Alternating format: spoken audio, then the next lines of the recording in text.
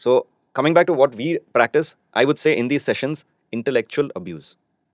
Okay, so I worked with this company called ISA Skill Development in the training. This was founded by two ex-IMA graduates, and they believe that the IMA style, the pedagogy of teaching over there, if it was given to the grade 2 colleges, they will flourish, because IMA already the cream is going, and so they're benefiting. So the philosophy of this is intellectual abuse, where they will have, like, for example, one small example, okay, one very fun example that we implemented. Submissions will be time bound.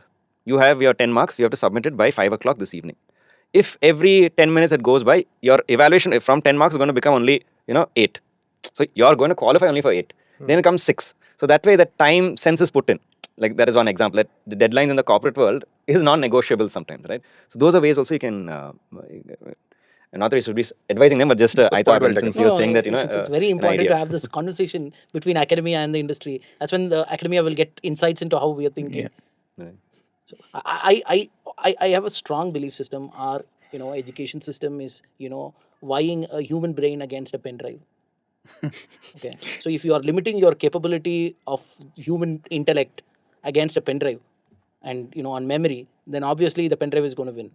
So that is how the Indian education system is designed. That has to be broken. So to summarize all of whatever you guys said, into a concocted way. So, but or rather a straight way. How I see is, second year they take up some industry projects which are live and work on real things. Third year they spend an hour or two every day at a center of excellence.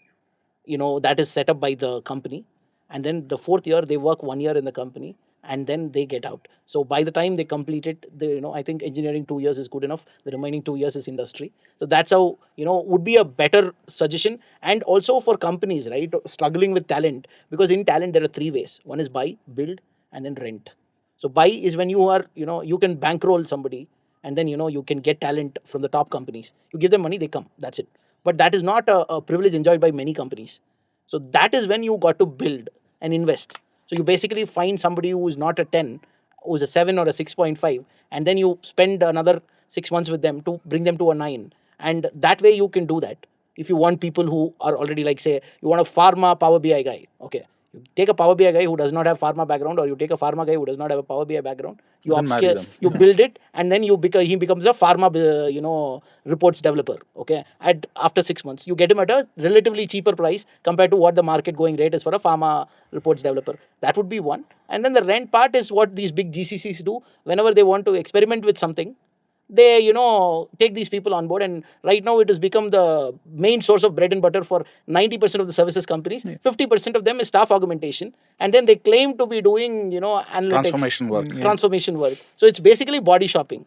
So earlier you were doing body shopping for US, now you're doing body shopping in India, charging them in dollars. That's the only difference I see.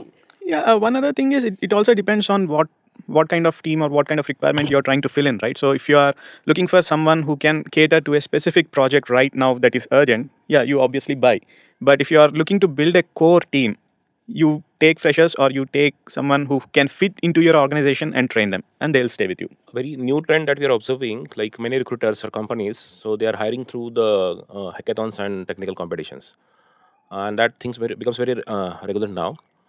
And I'm very happy, like we have very good hackathon culture in Vishwakarma since last 7-8 years when the trend is started.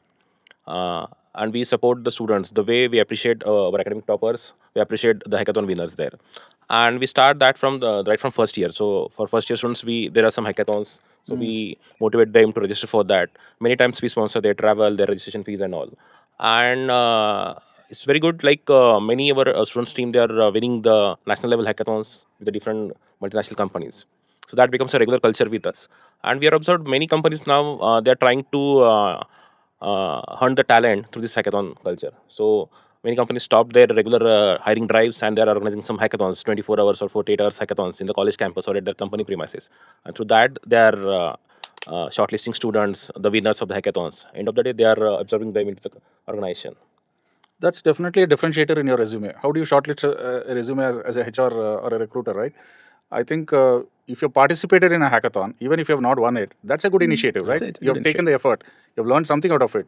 So I've seen resumes which are very plain vanilla, right? I studied here, I built this project, and I have ABC skills. I mean, today, you're not even making an effort to format your resume, which will make it attractive. I can give it to ChatGPT; it'll give me a very nice, flowery language GPT, right? I mean, resume, right? So why are students even not making that effort? That shows that you don't have any initiative, right? At least I expect students to do that. Spell check, people don't do. There are a lot of spelling mistakes.